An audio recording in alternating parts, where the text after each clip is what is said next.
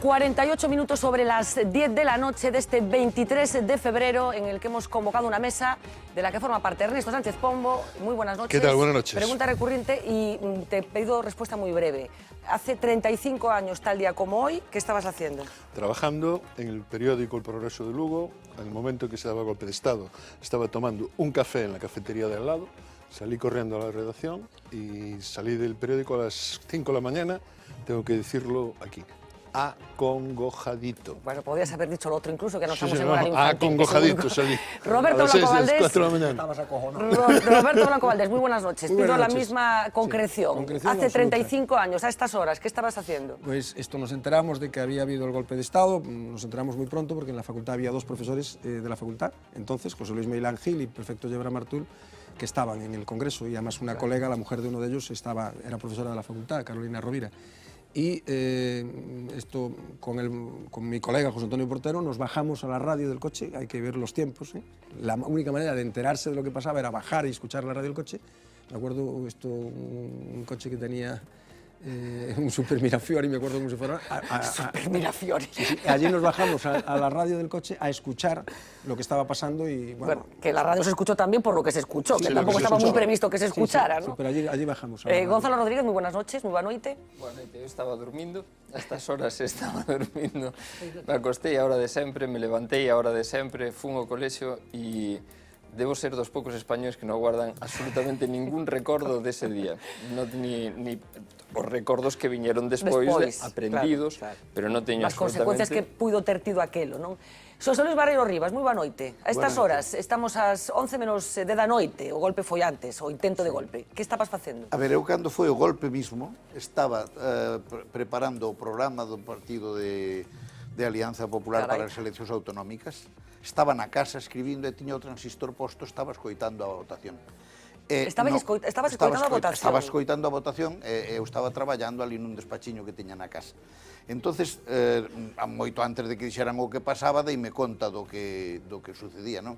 E fun a ver a muller, a María, e dixenlle, creo que se acaba de dar un golpe de Estado no Congreso. Dixen, pero estás seguro? Pero así, con esta tranquilidade? Sí. No. Vamos a ver, eu non diría, eu non son medoso, non?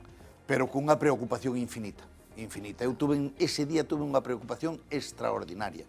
E ao contrario do que fai todo o mundo que considera que o golpe de Estado se resolveu cando o rei saleu, eu creo que o golpe de Estado estaba resolto cando o rei saleu. E eu sempre lle reprochei eso, incluso nun artículo que escribimos hai pouco, nun libriño que escribimos hai pouco, eu sempre lle reprochei eso. Creo que aquela salida foi tarde e sobreseguro, non? Eu creo que estuvemos 7 horas ou 8 horas de angustia terrible, os que podíamos darnos idea, había moita xente que o tomou tamén de broma, pero os que podíamos darnos conta de que se estaba xogando nun minuto, non? Pois eu creo que foi unha angustia extraordinaria. Bueno, pois acompáñanos hoxe tamén Manuel Velo, moi boa noite. Boa noite. Un placer recibilo aquí. Naquel día... Un placer estar aquí tamén. Pois de verdade, o placer é mutuo logo. Te vexo, pero non te nos miramos. Non te podía replicar. Onde estaba Manuel Velo? As 11 menos 5 minutos da noite do 23 de febreiro do ano 1981. Pois te podo contar, eu estaba en Madrid, pero non estaba en Madrid, o sea, eu salí de Madrid e creo que foi no tren das 12 dese mesmo día. A miña familia levou un gran disgusto, porque, claro, non sabía que eu salira e deixara o coche na estación de Pontevedra, fora en tren, collín o coche, a vinme para Santiago, porque tiña a oficina en Santiago, e viña a altura da Picaraña, e eu viño ainda á radio, as votacións, non? E a altura de Picaraña dice, Núñez, o bote de Núñez, un tal Núñez. Sí. Núñez en Cabo. Sí. Núñez en Cabo. E en este momento empeza o locutor da SER a poñerse nervioso, entra a Guardia Civil, creo que este tipo de cosas, non? O que oímos sempre, non? Sí. E veña todos a tierra, cuerpo a tierra, todo ese rollo que Se conocemos. sienten coño? Sí, sienten, bueno, todo ese rollo. Eu collín e dei a volta rapidamente e fun a Padrón, collera a Emilio Latorre, que ten a confeitaría Latorre, que ao final se morreu hai un tempo, e dixenlle ao Emilio, estaba dormindo tamén ás 6 da tarde. Estaba dormindo ás 6 da tarde. Escuchámosle boa vida, Deitábase moi Pois cedo ele a estaba xente. dormindo ás 6 da tarde. Estaría dormindo Está a na siesta. cama. Sí. E dixen, Emilio, cae un golpe de Estado. Eu era o secretario geral da comarca, tiña certa Do Partido responsabilidade. Socialista. Fora candidato ao Congreso de Diputados, número 4 pola Coruña, Paco Vázquez foi número 1, Salvador Fernández Monente 2, eu non me acordo que fora. Bueno, entón, que decidiron? E despois dixen, mira, isto vamos a tomar, eu chamar a Madrid, o consello que me deron era que de morte non valíamos para nada, que nos cuidáramos. En Madrid dixeron, de mortos Sí, non con que valedes fale- pa nada. Sí, a mí me dixo, mira, de mortos, bueno, hai que, como pase no 36, que foron á casa eses rencorosos, esas rencillas moitas veces que non eran de política, sino que eran de temas personales, Así que collestes e marchades a donde? e dixo, se vou para casa, a mellor tal, digo, esperame un coa escopeta, porque pasou no 36 eso, o sea que o que tomou a broma ese golpe de Estado non é moi responsable, que digamos, porque aquí neste país tivemos 33 golpes de Estado, non contamos o Galaxia, e outros pequenos golpitos por aí, Sí. ou que se están dando a diario. Manuel, así que ao final, que fixestes? Acabastes en Portugal, Collemos cartos, a muller de Emilio teña un chalé, eu tiña un chalé alá en Cabío, vaite pa ali, pasaba por diante da miña casa e dille a miña muller que eu estou ben, porque daquela non había teléfono. No, que efectivamente, non había teléfonos Eu móviles. había chamado a Pontevedra, porque Sí. ao preocuparse, porque ela facíame a mí en Madrid, hasta as 12 da noite, ou ás 10. Pero o caso curioso que eu, claro, eu chamei a Paco Cursá, e un de Rianxo, Sí. que, do Partido Socialista, Chapí, que chamase, que o chamamos Manuel Figueira Vicente. Sí. E dixelle, collede da casa onde eu tiña, eu tiña, o secretario, tiña toda a de relación. Sí, de imos mo- despois, de- imos despois sí. por parte a contar isto. O que quero Sí. decir, acabaron en Portugal, finalmente, en Portugal, Valença sí. do Miño, Sí, non? sí, pero fixémoslo moi mal. Escoitando a radio, creo, ali na Fortaleza, para Ali na tratar de Fortaleza, saber sí, que sí. estaba acontecendo, non? Sí, sí, sí, sí. E que escoitaban ali? O sea, cal era a sensación Bueno, da a Fortaleza de cousa- Valença do a Miño? cousa- Porque Manuel é dos que realmente foi a Portugal, porque aquí todo o mundo, cando No, se fala do 23F, todo o bueno, mundo aquí, marchou a Portugal. Aquí, que pasa que eu non sei por que dá vergonza decir a verdad. É cousa de decir a verdad. Esta sociedade nosa, vivimos nela e temos que conocernos. E temos que saber a historia tamén, como se las gastan en este país algunhas persoas. E entonces eu dixeno, e digo, e houve moitos, sei moitos que ocultan, pero escaparon e eu non nos esconderon. No, eu teño a sensación de que moita xente presume de que marchou a Claro, Portugal sí, e sí. non foi tal, non? Eu marchei de mala cara, que a Portugal gusta mil, pero cando me apetece, non cando me mandan. Bueno, así que Por nesa golpista. Fortaleza escoitaron a radio e finalmente decidiron pasar, volver a No, Tui. fixémolo mal, fomos uns imprudentes como a copa dun pino. Eu estuve pensando, despois aburríanos salir de estar ao indo. E ás 11 da noite tiñamos gana de comer e viñemos para o parador de Tui. Ás 11 da noite, que barbaridade. Porque o primeiro que fan é cortar as fronteras, se triunfa. E nada non íbamos a pasar para Portugal, porque está o río medio polo medio. Pero que pensaste, como está cerca, pois así tomamos ali algo en Tui. Tivemos ali, chegou unha e pico, sale o rei todo uniformado, dando eso que tardou, non? Sí.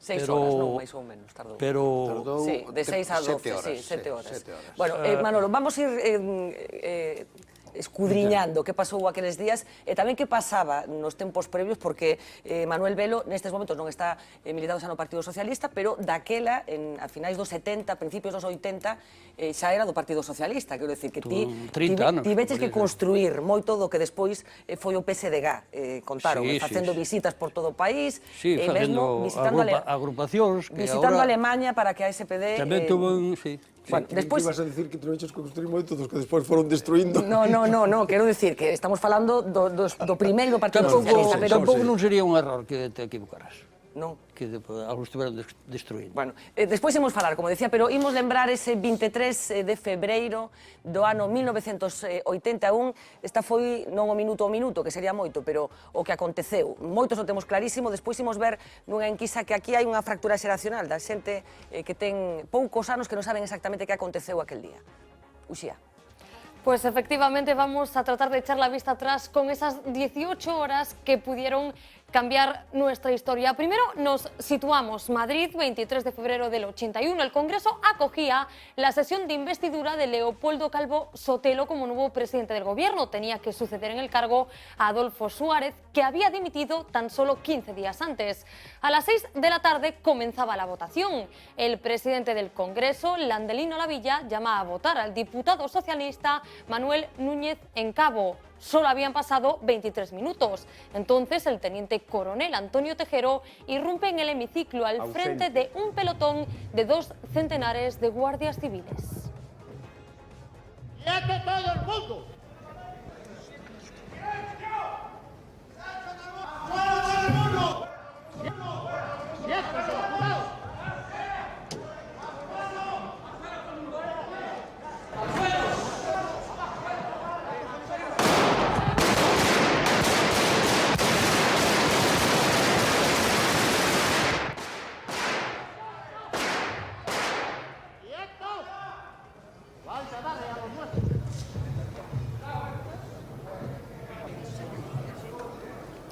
En ese momento esto no se estaba viendo, Televisión Española no lo estaba retransmitiendo en directo, aunque sí lo estaba grabando. Por eso solo se podía seguir por la radio. Así lo escucharon los españoles en la cadena SER, la única que lo estaba narrando en vivo en ese momento.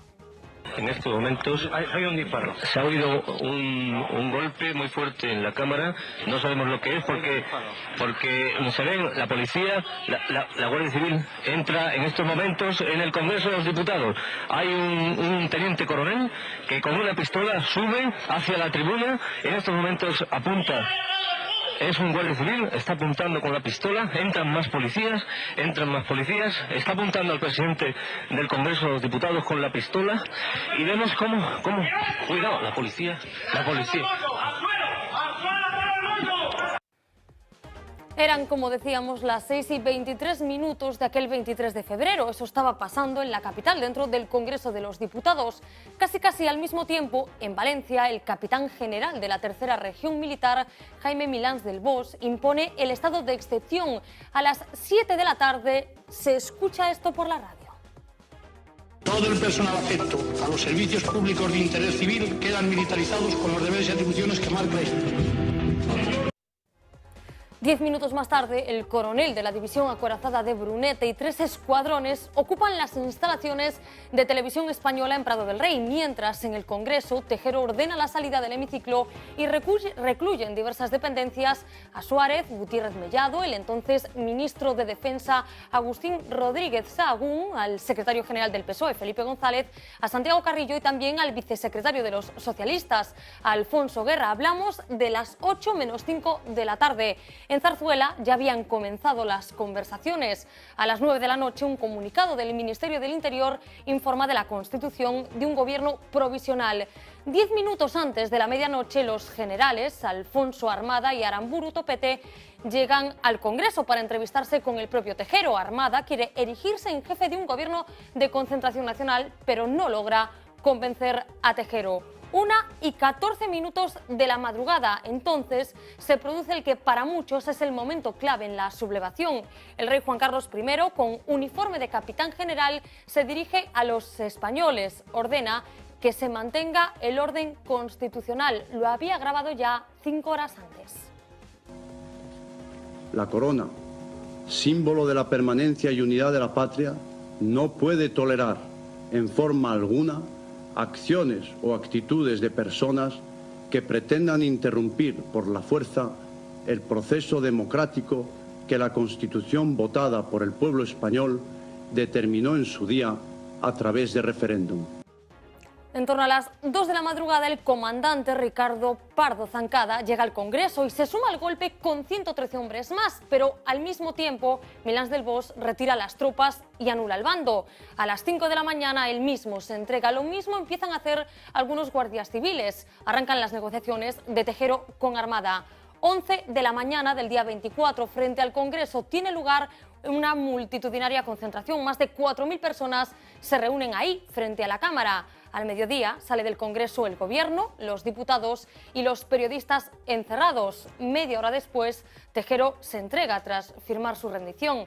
Así terminaron, Fernanda, esas 18 horas de incertidumbre. Bueno, pues 18 horas de incertidumbre, después siguieron pasando cosas, decimos que tenemos el testimonio de lo que sucedió, a pesar de que no estaba previsto, porque una persona que continuó grabando, que pudo la gente enterarse prácticamente en directo, en ese sentido fue muy moderno el golpe, porque fue un enlace en directo con el Congreso, en un momento en el que no era habitual. Decía Manuel, enseguida vamos a volver a Tui y a aquella peripecia personal, pero decía Manuel que como la gente no era consciente de la gravedad de lo que estaba pasando, teniendo en cuenta la tradición golpista de España. Y yo no sé si crees, Roberto, que con este golpe de Estado frustrado se rompe esa tradición o no. Sí, sí, no, absolutamente. ¿O en qué se ha transformado esa tradición? Sí, en la tradición golpista española había una frase que no sé a quién se le atribuye a distintas personas, que se decía que los golpes terminaban en faja o caja. En la faja del que ganaba o en la caja de muertos del que perdía. O sea, el que perdía lo fusilaban y el que ganaba se coronaba como el nuevo gobernante, ¿no? Este es el primer golpe de Estado en la historia de España que acaba en un proceso. Primero un proceso militar, el proceso que se celebra en el juicio de campamento, y luego un proceso civil ante la sala de lo militar del Tribunal Supremo, que en algún caso aumenta las penas de manera sustancial.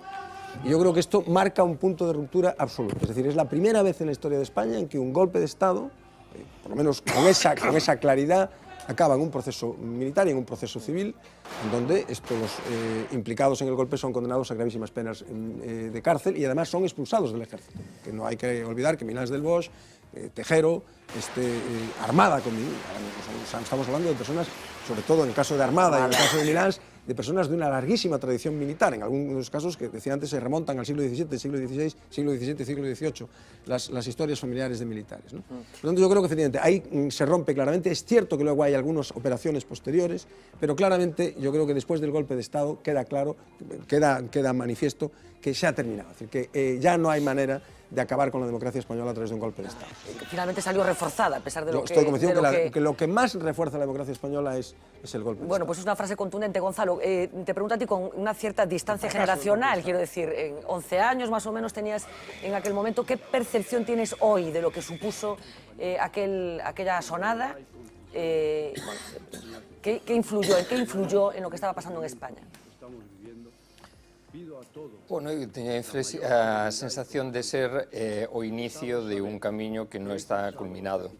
Por exemplo, ahora, mentras estabades falando sobre o que significa a cultura militar e este tipo de cousas, estaba pensando en unha carta que escribiu un capitán a este general que se enrolou en Podemos. E entón reflexionaba sobre o honor militar. E entonces recordaba a este general que o honor militar se ganaba en Bosnia, se ganaba loitando cos piratas no Índico, se ganaba sempre en accións violentas. Non parecía haber honor militar na diplomacia ou no acordo ou na negociación, e probablemente isto marca hasta onde ten que chegar todavía ese camiño, ese punto de inflexión. Eu creo que no 23F hai un punto de inflexión, pero ese punto de inflexión ten que ter unha continuidade en afortalar unha cultura democrática que eu creo que... Crees que seguimos tendo unha relación particular co exército, co militar? Creo que se digamos, esa carta pública o reflexa, ou teño un amigo guardia civil, o cual en Monforte é unha salida bastante habitual, que decía que cando estaba en Baeza e estaban falando dos movimentos sociais, bueno, os movimentos sociais eran terribles por definición. Entón, este rapaz preguntou, pero e Greenpeace? Un rapaz bien pensado, e quedaba por suposto que isto era algo absolutamente blanco e neutro. Greenpeace, verdes por fuera pero rojos por dentro. Respuesta do profesor que estaba impartindo clase en aquel momento. E isto, eu non quero decir que sexa algo generalizable. Non sei o grado de generalización, só creo que traslada unha necesidade de afortalar máis valores democráticos en este ámbito e establecer un diálogo máis profundo entre o exército e a sociedade. A ver, pues introduce un matiz moi interesante, Gonzalo, que non sei se comparte, Xosé Luis. Eu primeiro teñemos que recordar que cando entrei no cuartel do Goloso, no Regimiento Alcázar de Toledo, 61, o general que mandaba a brigada era Milans del Bosch. Estando ali no cuartel, ascendeu... Cando facer a mili? Cando fun facer a mili, sí. Se aos cuarteles só vou facer a mili. Non, podías ir de visita ou non, home, que eu tiña daquela 22 anos, cando entrei, non. E despois ascendeu a general de división e mandou a división acorazada Brunete. Nós estábamos na 12 Brigada da división acorazada. El mandou a división. Eu cheguei-no a conocer bastante, porque nas maniobras ele era partidario, iba sempre ás maniobras. A min tocoume varias veces de estar nos puestos de observación da maniobra para dar conta de como está. El viña por ali, e como naquele momento non había oficiales ni nada, dábamos nos as novedades, era un home moi afable, co soldado, moi tal. Despois eu cando vin aí non o creía. Cando vin o resto da evolución e o tema de Valencia e todo eso, pois realmente quedei alucinado, non? Porque nós tiñámoslo como un militar moi profesional, moi militar, pero non tiñamos esa idea de como íbamos a conocer se éramos soldados, non? Pero en todo caso, a él recordo perfectamente nese tipo de relación, non? Vamos a ver, eu creo que o golpe foi enormemente providencial para a democracia porque fallou. E ao fallar produceu dúas cousas. Por primeira vez escenificouno, veuse, e por tanto todos tuvemos a sensación, estábamos moi comprometidos naquele momento coa transición, a inmensa maior parte da sociedade española quería unha transición razonablemente terminada e quería un país, o que definíamos daqueles países como os veciños, verdad? Queríamos un país como Francia ou como Italia ou como Inglaterra, e por tanto vimos de repente, tamén tiñamos moitos a idea do outro golpe de Estado que fora o de Chile, co dramatismo todo que supuxera, inmediatamente empezamos a facer combinacións de imaxes de un lado e de outro. O de Chile... Por eso era grave o que estaba acontecendo, porque claro... Horriblemente grave. Pero eu creo que permiteu, ademais de esa visualización e esa rebelión contra o modelo militar clásico, hai que darse conta que daquela o exército ainda tiña moitas persoas que ascenderan no marco da guerra civil, no marco do franquismo, era moito máis difícil tratar co exército que hoxe, permiteu por primeira vez nos procesos democráticos españoles reformar profundamente o exército. É certo que o golpe de Estado tuvo unha axuda moi importante, que foi o ingreso na OTAN. O ingreso da OTAN... Esa é a clave de todo. Claro, porque eu cando participábamos no debate da OTAN, o Partido Popular tuvo unhas dúbidas iniciales porque Fraga quería ganar a Felipe González o referéndum, pero nunca nos forzou a tomar postura. A postura del, por decirlo de alguma maneira. Entón, nos facíamos así algo de todo, verdad?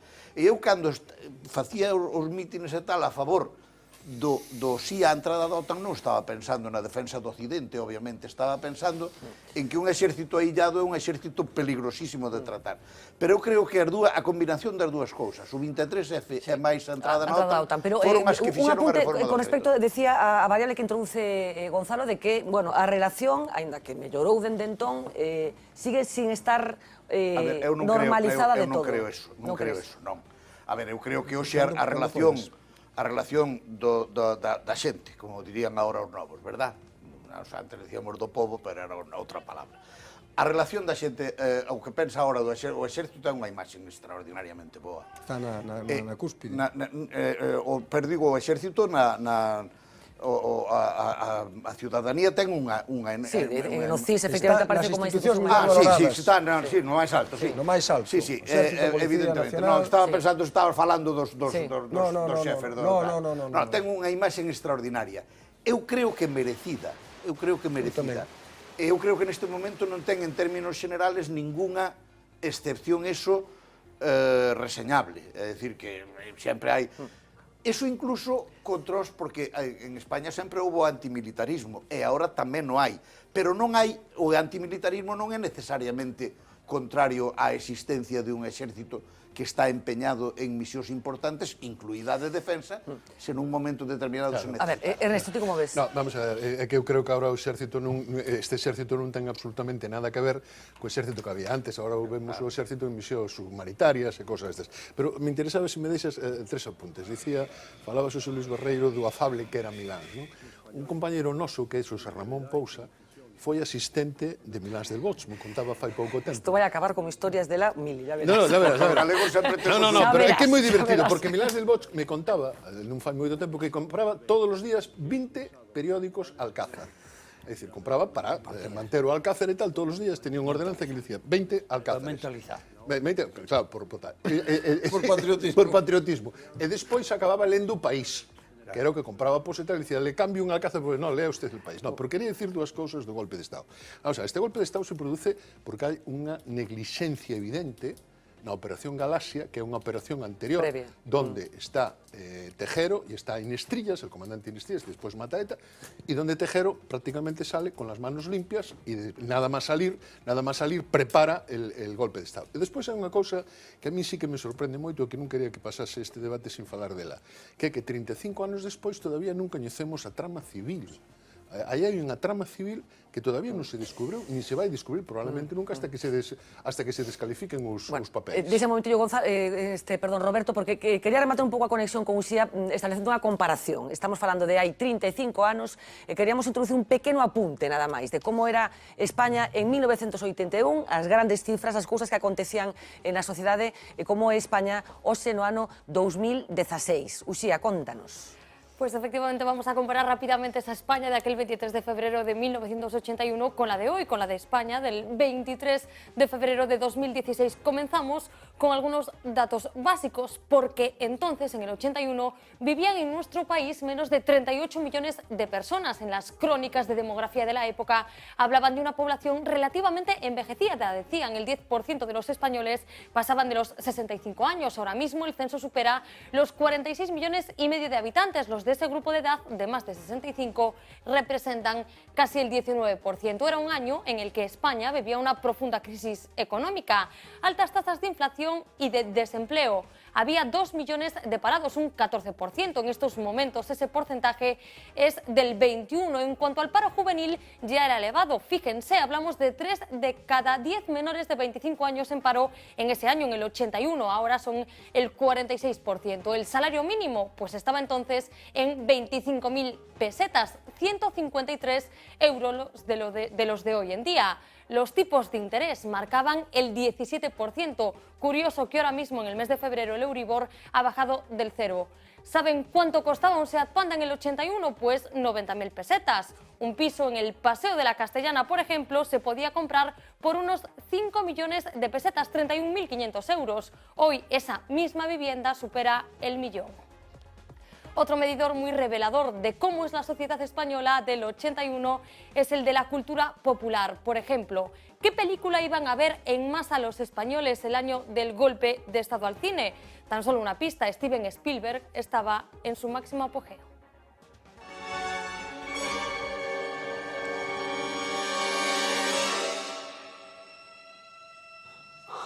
En busca del arca perdida fue la película más taquillera aquel año en el que Indiana Jones entró en nuestras vidas. Dentro de los directores nacionales, Garci estrenaba uno de sus clásicos, El Crack. Ahora, ¿cuáles son las películas más populares? Pues en la taquilla de este mismo fin de semana, una de animación, Zootrópolis, le ha cogido la ventaja al Renacimiento.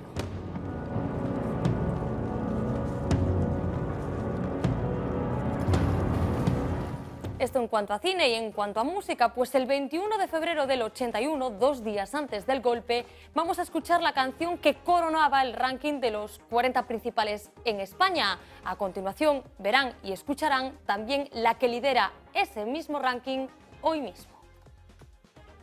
No llores por mi Argentina, mi alma está contigo, mi vida.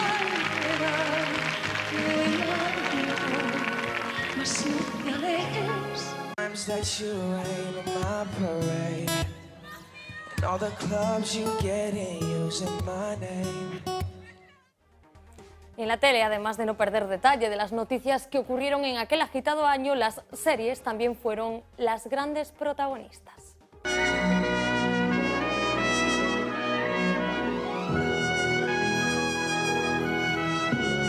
En el 81 los españoles se hicieron fans de grandes clásicos como Dinastía, Falcon Crest o El Gran Héroe Americano. Todas se estrenaron ese año, también un icono popular como es Verano Azul. Ahora, en cambio, vivimos pendientes de la llegada de la nueva temporada de Juego de Tronos y nos hemos vuelto nostálgicos con la afamada El Ministerio del Tiempo.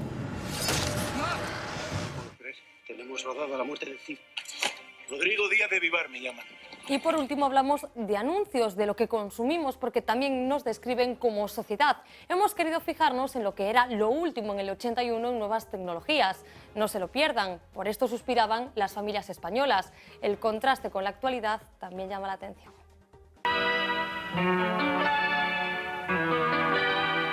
Oye, mira lo que hay alrededor, un mundo de tecnología superior, llena de imágenes cualquier situación.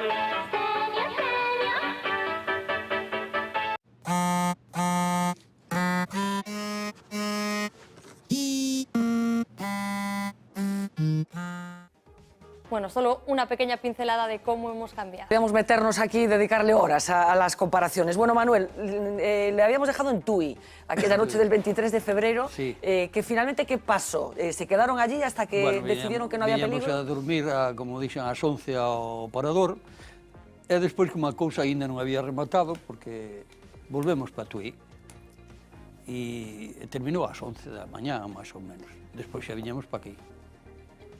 Pero, bueno, a todo isto, houve que coller antes, asegurarse de que non triunfara, e se triunfaba, que fixeron menos daños posible. A menos xente posible, E mandei claro. eu a Sí.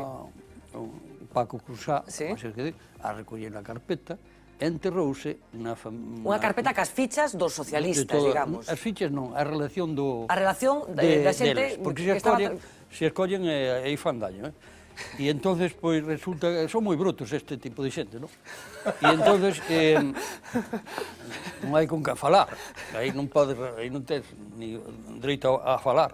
E entonces, isto, leváronos ao familiar deste de Rianxo, de Manuel Figueira, sí. a máis Paco Cruzá, leváronos Unha carpeta marrón, e meteron na corte debaixo do termo. En Beluso, creo, non? Non, en Dodro. En Dodro.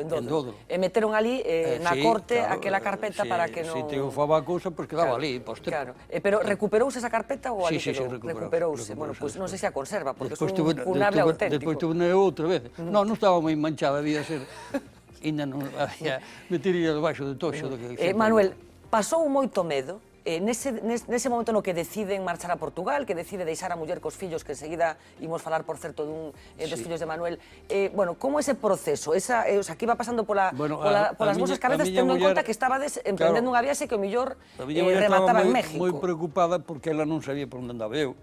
E non dormía, aquela noite xa non fui para a cama, según me contou Inde hoxe, que falamos desto. E entón eu chamei aos meus sogros de Pontevedra e dije, bueno, pois... vou chamar ali, porque ali non había teléfono, Pontevelusa é imposible, ali que iren ter 1000 pesetas, a máis ainda non che poñen tampouco. E resulta que dixen, vou chamar ali, se lle ocurre, supoño que chamar a familia, preocupada e tal, pero resulta que, claro, como ali tampouco había teléfono, era tarde xa, e tuvo que pasar toda a noite sin sufrir, non? Sin sufrir.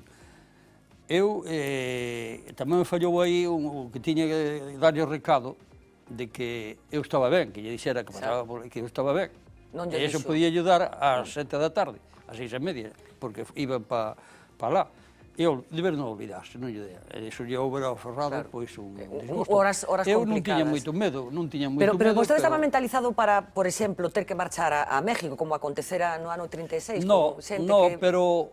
Tomei as medidas precautorias. Vin que todo é posible, porque xa digo, aquí en España o golpismo é o primeiro que se fai, antes de razonar, e entonces, pois, resulta que tomei as precaucións, pero non me notei moi preocupado, o sea, decir, preocupado sí, porque estábamos empezando unha democracia, moitos como a min, fixemos moitas agrupacións, fixemos a organización, e que viñera todo eso abaixo, e máis os daños despois que ten eso, pois ten a súa importancia, porque aquí tomamos a cousa pública de broma.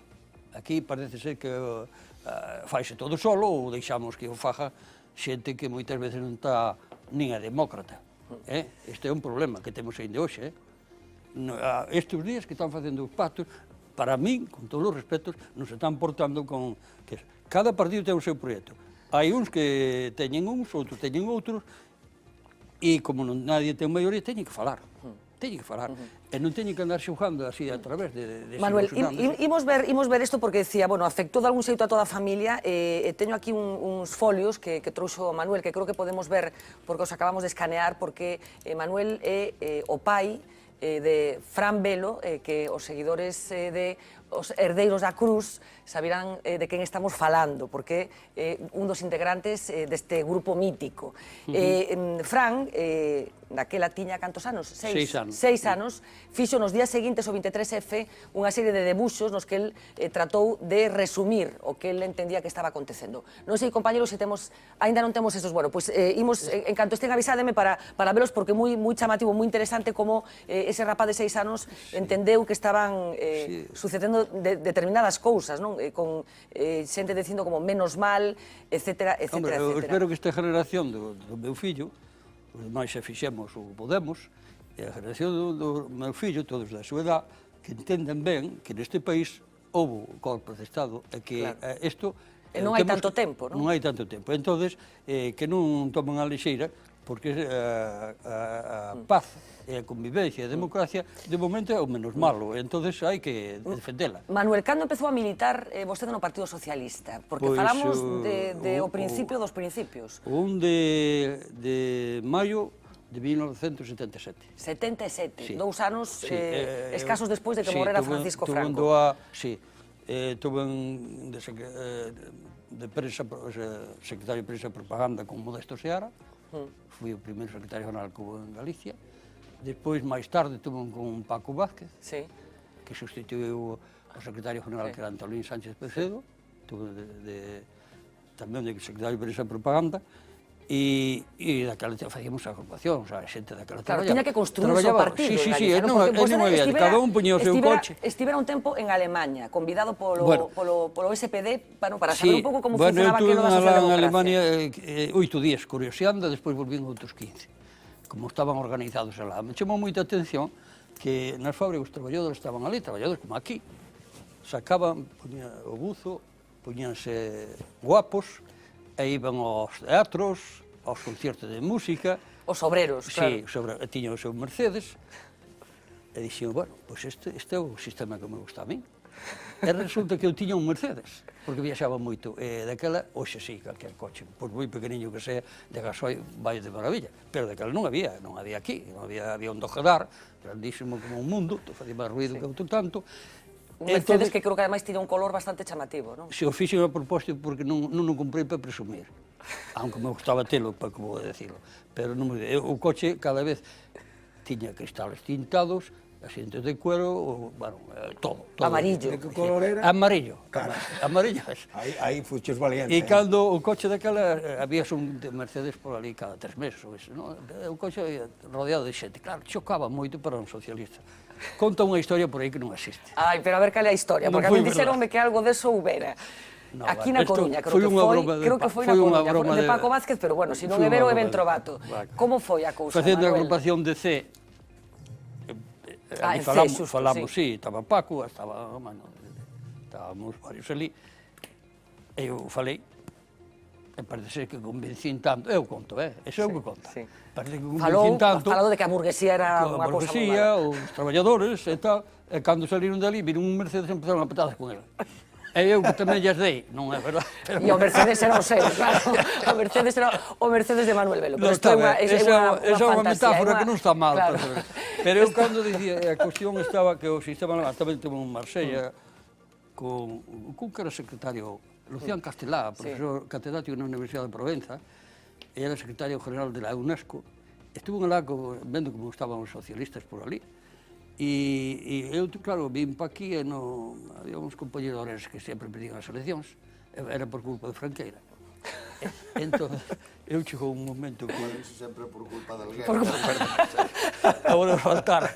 Entón, dicía yo, hombre, pois mira, eu estuve preguntando, andaba viaxando por Galicia, estuve preguntando, nas cooperativas de Franqueira, queren entrar a xente, os labradores queren entrar porque lle aumenta o nivel de vida, a factura 8.000 millóns, estaba falando anos 80, ou por aí, 8.000 millóns. E nós, porque non facemos unha cooperativa que é moito de esquerdas? Fracturamos como Franqueira, ganamos as eleccións. Socialdemócrata! por promover porque daquela cooperativas. corría pola bola, cando foi Felipe que quitou o marxismo. Manuel, unha cousa que ten que ver un pouco, falo, bueno, pois nunha época no que non había partido socialista, non había estructura de partido. Creo que vostede dedicabas un pouco a facer esta estructura que visitaba. Foi no sur da provincia de Coruña, fixe moita... Visitaba, bueno, pois, povos, aldeas, para preguntar un pouco quen tiña certa pulsión de esquerdas, non? Sí, bueno, eu chegaba, iba o que tiña unha libraría, normalmente le algo. Entonces, chegaba por ali e dixen, mira unha cousa, hombre, xa sabe que agora temos que facer os partidos políticos e hai que organizarse, a democracia, que é moi boa cousa e tal, e eu estou buscando xente para formar unha agrupación. Usted sabe algún roxo que haxe por aquí e tal? Porque daquela era roxo todo o mundo. Sabe algún roxo que haxe por aquí? Que decían democracia era roxo, todo que non estuvera de acordo co sistema era roxo. E entonces, bueno, facilitábame. Eso deu moi bons resultados. Sí, non? Despois, claro... Apuntouse moita xente aquelos, moita xente respondeu pero consideraba que era roxa, non? había un que me estaba dando moita lata, que españoleiros, o Partido Social Españoleiro, tal, pero logo usted non é socialista. Eu son socialista, dicía él. Da Asamblea sempre hai un que rebenta un pouquinho a cousa. Entón, dixo que era socialista. Bueno, e logo o socialista, este que é un partido de socialista, do PSG, do de Beiras. Xa está. Que queren poñer alá en Pedro Fitón un fialato para cobrarmos chorizo de cantín para cando saia para aquí. Bueno, estamos falando do principio dos tempos, non? De cando o Partido Socialista estaba en construcción, porque moita xente, claro, marchara no ano 36 ao exilio, o sea, que non había estructura, non? Do Partido Socialista, decías no, Ernesto. Si me deixas facerle unha pregunta a Manuel, cho agradezco. Vamos a ver, usted que ten un recorrido amplísimo no Partido Socialista, que... Xa non está no Partido Socialista. Xa o sei, pero ten un... Mellor todavía para a pregunta que lle vou facer. Usted que ten un recorrido larguísimo no Partido Socialista, que axudou a fundalo, a establecerlo en Galicia e tal, que pensa cando ve ahora a Pedro Sánchez? Últimamente hai moito María la perdiz un pouco. E todo outro xeito, os vellos socialistas que pensan deste partido, do PSOE actual? Bueno, eu quero dicir de antemano, que aunque non estou, si un partido socialista aquí en España non se pode levar as cousas, eu creo, que hai que corregilo, teñen que corregirse. Pero eu xa hai moito tempo que eu dixen, eu son un rebelde do Partido Socialista. Xa hai moito tempo que viña vendo que o Partido Socialista se parece máis ao Partido Popular, se estaba parecendo xa máis, por aí non. Ese está aí, que está ben que haxa un partido na dereita, que haxa un partido da esquerda, pero hai que comportarse cada un de distinta maneira, que a súa seña de identidade... Non me digo que opina de Pedro Sánchez, Pedro Sánchez. É que vamos a opinar de Rajoy. É que ten mellor bandeira Rajoy. E isto é Podemos, Pablo Iglesias, para mí tamén é flojo, porque é un oportunista. Además, autonombres, vicepresidente, dalle o goberno a outro, eso non é facer política, Bueno, a ver, hablemos un pouco, porque decías, Roberto, que do matiz que introducía Gonzalo, decía, en relación ca visión que temos, a relación que ten España co exército, que, bueno, quedeime con eso de Greenpeace verde por fora, roxa por dentro. Sí, vamos a ver, no, yo la impresión que tengo es que no, que eso no representa hoy en día al ejército español, ni siquiera la carta de la que comentabas de ese capitán, que decía que el honor se ganaba en acciones de armas y no en otro tipo de cosas, ¿no? No, yo creo que no representa eso. Vamos a ver, si soy capaz de expresarlo de una manera breve. En realidad, hay una primera matización que habría que hacer. En España, la historia de España no es la historia en general de golpes de Estado. La mayor parte de los golpes de Estado en España son golpes cívico-militares, ¿no? O sea, los golpes de Estado en España, desde el de Riego hasta los golpes de Estado de, en fin, la revolución del 68, son revoluciones políticas, ¿no? En las que los militares participan, pero hay siempre impresores, hay profesores universitarios, hay médicos... Bueno, la trama civil siempre, que decía también Ernesto, ¿no? Las tramas civiles las había cuando los golpes eran conservadores y cuando eran progresistas, ¿no? El golpe de Estado del 36 es un golpe de Estado, es un golpe de Estado militar. Es un golpe de Estado militar y el golpe del 81 es un golpe de Estado militar. Pero eso no nada tiene que ver con la revolución de Riego del 20, o no tiene nada que ver con el motín de la Granja del 36 o con la revolución del 68. Pavía también. No, lo de Pavía es distinto, es un golpe de Estado también. La Vicalvarada en el 54 son otra cosa diferente, ¿no? Esta es la primera cuestión. Y la segunda, en relación directamente con lo que planteaba Gonzalo, ¿no? Normalmente en la historia de España se ha pretendido resolver el problema de la, diríamos, de la oposición de los militares al establecimiento de un poder civil autónomo a través de la politización de los militares. De la politización de los militares, es decir, de la politización del ejército. Sí. Los liberales lo intentaron en el siglo XIX, los conservadores también, etc., ¿no? En realidad eso es lo que intenta Azaña. Cuando las dos grandes reformas militares que se hacen en España en el siglo XX son la que hace Azaña, que lo que le dices a los militares, a los que se quieran marchar, que se marchen. Los que no estén de acuerdo con la República, que se marchen. Y eso es un fracaso absoluto, ¿no? Y la segunda es la que hace Serra, Narcís Serra. La segunda gran reforma es la que se hace con la democracia española, que hace justamente lo contrario de lo que se había hecho durante el siglo XIX, durante el primer tercio del siglo XX, aplicando las teorías, diríamos, más razonables, que es civilizar al ejército a través de la profesionalización. O sea, el ejército es hoy básicamente una administración profesionalizada en una parte determinada de la función pública. ¿Y qué es lo que hacen los militares? Lo que hacen los militares lo hacen esto, que es estar al servicio del gobierno. Esto lo hace Serra, no hay que olvidar, esto lo hace el Partido Socialista, lo hace Serra. Es la primera vez, primero lo hace UCD con la Ley de Criterios Básicos de la Defensa Militar Nacional del 81 y luego con la reforma del 84, es la primera vez en la historia de España, la primera vez en la historia de España, se han dicho sobre esto muchas tonterías, que el ejército está sujeto al poder civil. Bueno, déjame porque estamos haciendo este repaso sobre la historia reciente de España, sobre ese golpe de Estado que tenemos presentes todos, por lo menos en esta mesa, de una forma no rencorosa, de una forma más apasionada, los que estaban viviendo las cosas con una edad diferente que les permitía estar más involucrados con el presente y más conscientes de lo que podía suponer aquello, pero hay una brecha generacional clarísima. Hoy hemos salido a la calle, Saúco Fernández ha entrevistado a la gente con la que se ha encontrado y van a ver la diferencia entre la gente de determinada generación, de determinada edad y la gente muy joven, algunos de los cuales no tienen ni idea de qué sucedió el 23 de febrero del año 81. Hoy se cumplen 35 años del intento de golpe de Estado del teniente coronel Tejero. Aquella jornada los cimientos de nuestra actual democracia se tambalearon. Hoy hemos salido a la calle para conocer cómo vivieron aquel momento histórico las distintas generaciones de gallegos. ¿Usted se acuerda dónde estaba cuando fue el 23F? Yo acababa de venir de la mili recién edición. Trabajando, sí. Estaba aquí en La Coruña, recién llegado. Regresaba de una conferencia a Santiago. Volví en Cataluña. Estaba en Barcelona. Yo entonces estaba en la reserva. Me acuerdo que pensé, mañana tendré que decidir algo. ¿Y cómo lo vivió? Pues mal, porque tiene mucho peligro esa gente, ¿entiendes? Fue una noche muy emocionante, muy desagradable. Había una incertidumbre muy grande. Con tranquilidad. Mucha inquietud y los movimientos de aquel día tremendos. La gente, algo tremendo. Con tensión, evidentemente. Pues con un susto de muerte. Tuve un hijo que me ayudó muchísimo, que mamá, no te preocupes, que no va a pasar nada. Teníamos dos radios puestas y la televisión. Y así estuvimos toda la noche, no dormimos nada. Los niños sí dormían, pero nosotros tremendo. ¿Qué cree que hubiera sido de España si hubiera triunfado aquel golpe? Bueno, pues que volveríamos otra vez a lo mismo, al franquismo de antes. Pues un régimen militar hubiera sido, pero gracias a Dios no pasó nada más. Volveríamos atrás completamente. Pues sería muy mal aquello, sería mal que volveríamos atrás. Bueno, no me lo quiero ni imaginar, pero desde luego retrocederíamos en el tiempo muchísimo. Pues estaríamos en una dictadura quizás. Lo peor que puede ocurrirle a un país. Mi padre fue represaliado del franquismo, así que por lo tanto yo ya, ¿qué voy a decir? ¿Y cuál cree que fue la clave para que no triunfara ese golpe? Yo creo que fue la sociedad que estaba un poquito concienciada y decidió dar un cambio y un paso a la democracia. Nosotros, sin lugar a dudas. Triunfó la buena razón de los españoles. No tenían a quién poner de jefe del Estado. Al negarse el rey, se vino todo abajo. ¿Crees que nos contaron toda la verdad sobre lo que pasó aquella noche en el Congreso? Hombre, yo me imagino que no. Segurísimo que no. Yo creo que sí.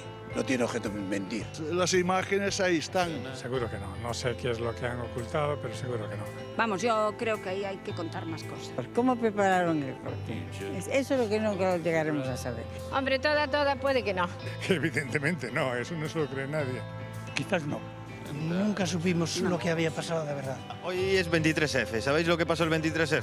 ¿De Yuti? Lo de... no, ahora mismo no. Aunque me preguntes, no me acuerdo. Pillas un poco desprevenido. Pues no fue el golpe de Estado. Sí, el golpe de Estado. No. Sí, el levantamiento de Tejero, pues no. ¿Sabes quién era Tejero? Un político. Ya es un blanco. No sé. El último, el año del golpe de Estado, ¿sabes cuál es? No. Ni idea, no me acuerdo. Ahí sí que me la lías. Pues sobre los 70. No sé, 30 años, 40 años. Los 60, más o menos. ¿Cómo te imaginas tu vida en una dictadura si hubiera triunfado ese golpe? Pues horrible. No tendríamos pues ni libertad de expresión, ni muchos de los derechos que tenemos hoy en día. Non a imagino porque supoño que marcharía de España. Sería complicado todo.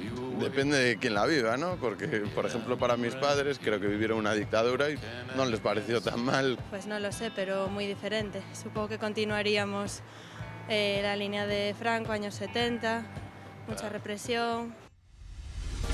Bueno, Gonzalo, yo non sei se ti falas do non rencor, pero sorprende que hai xa tanta xente nova que non teña nin idea do que aconteceu aquel 23F? No, no, porque un percibe claramente que a xuventude cando se intenta xulgar é moi diversa e é moi difícil establecer un prototipo do que é a xuventude hoxe en día.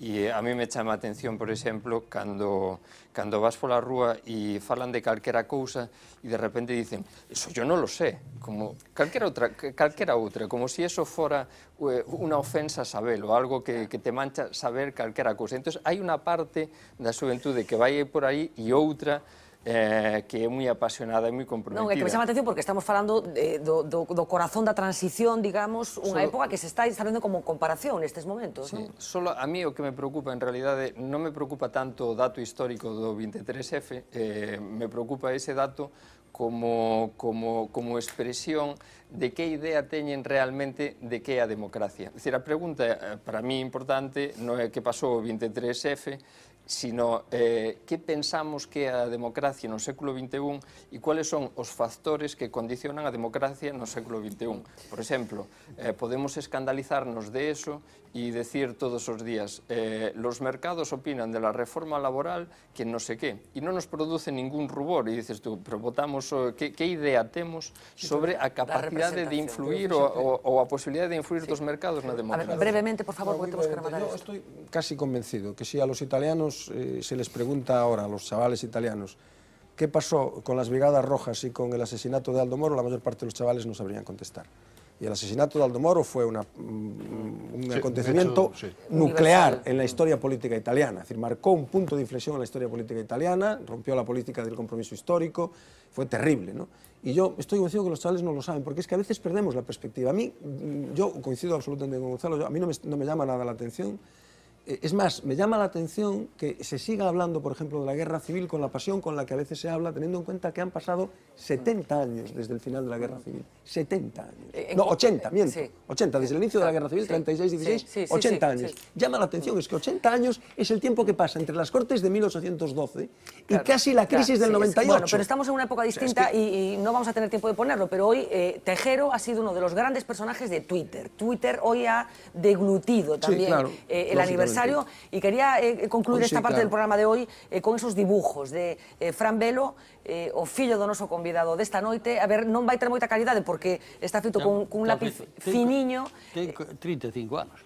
35 anos teñen estes dibuxos que aguantaron moi ben. Bueno, pois unha triste historia, era un dos debuxos, outra das persoas que considerou... Non sei se irá por orden. Non van por orden. Bueno, imos vendo...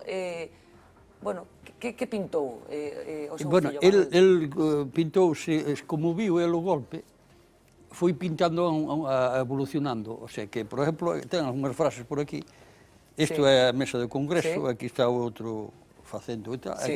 Manuel, que dice aí nese, por exemplo? Nese di menos mal. Menos mal, menos mal, bueno, vai mellorando a medida que vai desmontando. Como un storyboard, digamos, desa noite a través dos ollos dun rapaz de 6 anos. Que, insisto, despois, pasado o tempo, montou, liou unha parda con... Bueno, el o fixo e eu gardeinos. Claro, porque, bueno, claro, El efectivamente. non sabe, o que pasa que lles din aí 2 anos, digo, mira, isto fixéchelo ti, gardo, e hoxe pediños. E que dixo? Pero cando llos entregaches, que dixo? Non lle dá importancia, porque ten un montón de dibujos así. Pero estes son os do 23F. Bueno, Manuel Velo, pois de verdade, moitísimas grazas por achegarnos ata aqueles días dun xeito tan personal, con esa viaxe, insisto, é un dos acontecementos que levou a millóns de persoas a Portugal. Se me permite, quería facer unha precisión. Unha vez, oí eu a buscar aquel capitán que era do... Julio Busquets. Dixo el que os poderes daqui deste país que entrarían todo na democracia, menos que o que máis tardaría sería a xusticia. Non Así se o vemos, que equivocou os nada. golpistas, os militares, que algúns foron golpistas, hoxe están ao nivel de calquera outro sitio, están bastante democratizados. Temos un problema con a justicia. E en canto ao golpe 23F, tamén eu creo que hai que ver que tamén despois, eu creo que foi, coa LOAPA recortaron competencias a todas as autonomías. O sea que de algo, para algo serviu. Para asustar, pero tamén serviu para facer. E a dimisión de Suárez, a moción a Suárez, a mí me parece que foi un error tremendo, porque estábamos nesa cousa de peligro, do golpe, e o que tiñen que facer, Suárez saliu elegido nas urnas, e todo isto tiñen que defendelo, non por el, sino polo sistema. Suárez, unha figura recuperada pola historia, estábamos comentando que chamaba atención esa enquisa na rúa, que ninguén relacionaba o que aconteceu con 23F ca intervención do rei Juan Carlos, o que parece indicar que é unha figura que ten certos problemas nestes momentos eu teño a dentro da satisfacción sociedade. de, aínda sendo do Partido Socialista, teño a satisfacción de haber en Porto do Son, como chamaron, se valía tal, cando el feo a gira co CDS, me tratou moi ben, foi unha miseriancia e tal, rompí unha lanza ali a favor, o meu líder era Felipe González, de non ser Felipe González, dixolle que non a Suárez. Teño unha foto del, con el, estuve con el en Madrid e todo. Pois outro día trae a foto. Reconocino antes de que reconoceran outro, porque foi un apestado. Sí, un apestado, efectivamente. Manuel Velo, de verdad, muitísimas grazas por acompañarnos esta noite. Imos facer a última pausa publicitaria, enseguida regresamos para falar do que deron de hoxe as negociacións, pero tamén para falar do Monte Gallas. Enseguida voltamos.